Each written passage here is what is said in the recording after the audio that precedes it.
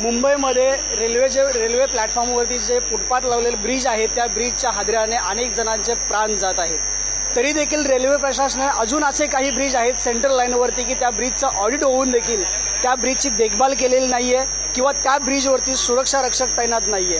केव्हाही आणि कधीही प्रवाशांचा जीव जाण्यासाठी रेल्वे प्रशासन मात्र मौजूद आहे।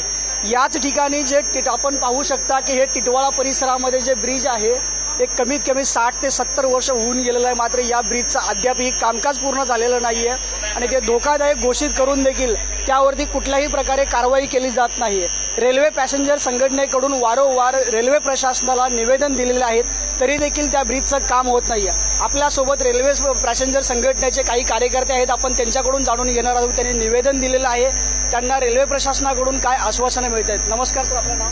माझं नाव संदीप नाईक, मी रेल्वे पॅसेंजर जनहित संघर्ष मंच टिटवाळा याचा ॲक्टिव्ह मेंबर आहे।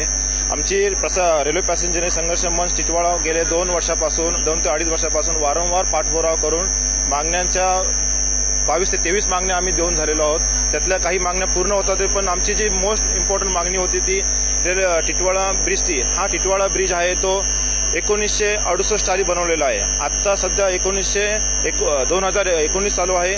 त्या ब्रिजची जी वयोमर्यादा झालेली आहे ती 52 वर्षाची झालेली आहे। तर 52 वर्षामध्ये त्या ब्रिजमध्ये भरपूर वेळा पडण्याचा तुटण्याचा असे भरपूर अशा गोष्टी घडलेल्या आहेत। या ठिकाणी मनुष्यहानी पण झालेली आहे, माणसांना लागलेलं पण आहे। स्ट्रक्चरल ऑडिट पण झालं या ब्रिजचं। स्ट्रक्चरल ऑडिटमध्ये सांगितलं गेलंय का हा ब्रिज काढून टाका, यांनी मनुष्यहानी होऊ शकते, तरी पण रेल्वे प्रशासन या ठिकाणी दुर्लक्ष करत आहे।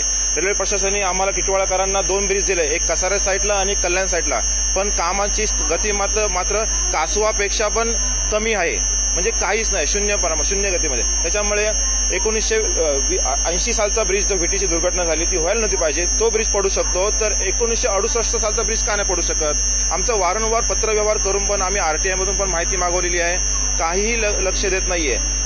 ऑडिट करणारे जे इंजिनियर होते ते येऊन गेले, त्यांनी स्पष्ट सांगितलं होतं का ह्या ब्रिजचे विंग्स आहेत ते कोलॅप्स होऊ शकतात, हा ब्रिज कधी पण पडू शकतो, तरी पण रेल्वे प्रशासन ह्या ठिकाणी लक्ष देत नाहीये।